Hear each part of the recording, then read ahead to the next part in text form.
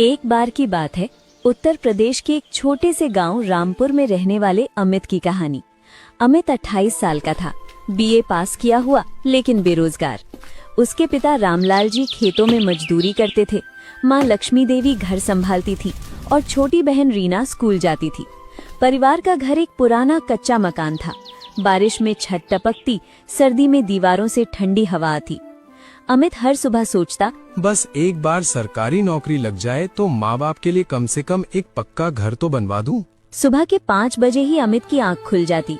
माँ लक्ष्मी पहले से ही चूल्हे पर चाय चढ़ा चुकी होती। अरे अमित बेटा, उठ गए? चाय पी लो ना, ठंडी हो जाएगी। हाँ माँ, पी रहा हूँ। आज फिर से जिला मुख्यालय जाना है। ऑनलाइन फॉर्म भरा था एसएससी का। रामलाल जी खाट पर बैठे अखबार पढ़ रहे थे जो पिछले हफ्ते का था। उन्होंने आह भरी। बेटा, रोज रोज मेहनत कर रहा है तू, लेकिन ये नौकरी वाली बात भगवान जाने कब बनेगी। मैं तो कहता हूँ कोई प्राइवेट कंपनी में ही लग जा, कम से कम घर का खर्चा तो चल जाएगा। पापा, प्राइवेट में क्या है, आज लगे कल निकाल दिए जाएंगे। सरकारी नौकरी लगे तो पक्की सैलरी, पेंशन और सबसे बड़ी बात लोन मिल जाएगा बैंक से। फिर मैं ये कच्चा घर तोड़कर पक्का मकान बनवा दूंगा। माँ को आराम से रहने को मिलेगा, रीना को अच्छा पढ़ाई का कमरा। आपकी उम्र में भी चिंता नहीं रहेगी। माँ ने रोते रोते कहा, बेटा तू इतना सोचता है हम सब के लिए, लेकिन तेरा तो शादी का भी उम्र हो गया।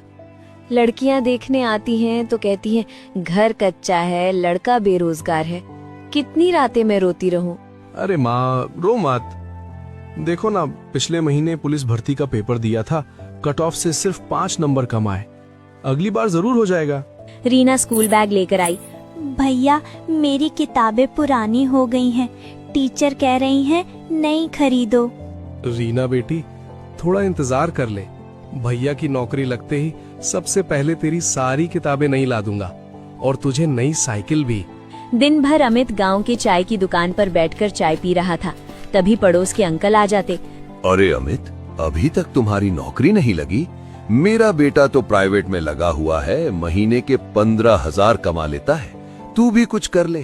क्या जिंदगी भर ऐसे ही टाइम पास करता रहेगा, या अपने परिवार के लिए कुछ करेगा, या फिर उन्हें ऐसे ही धोखा देता रहेगा?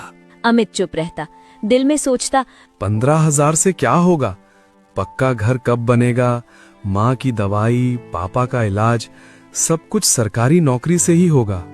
शाम को घर लौटता तो माँ पूछती, बेटा आज क्या बना दूं? आलू पराठा या दाल चावल? जो भी है माँ, बना दो, पैसे बचाने हैं। बैंक में सिर्फ 800 रुपए बचे हैं। उसी रात को बिस्तर पर लेटे लेटे अमित सोचता, भगवान बस एक मौका दे दो। मैं दिन रात मेहनत करूंगा, परीक्षा की तैयारी में किताबें दिन रात पढ़ूंगा। बस एक मौका दे दो। लेकिन ये बेरोजगारी कितना दर्द देती है मुझे ही पता है। एक दिन गांव में बड़ा हल्ला मचा। अमित के दोस्त राजेश की सरकारी नौकरी लग गई थी, रेलवे में क्लर्क। पूरा घर जश्न मना रहा था। राजेश ने अमित को गले लगाया।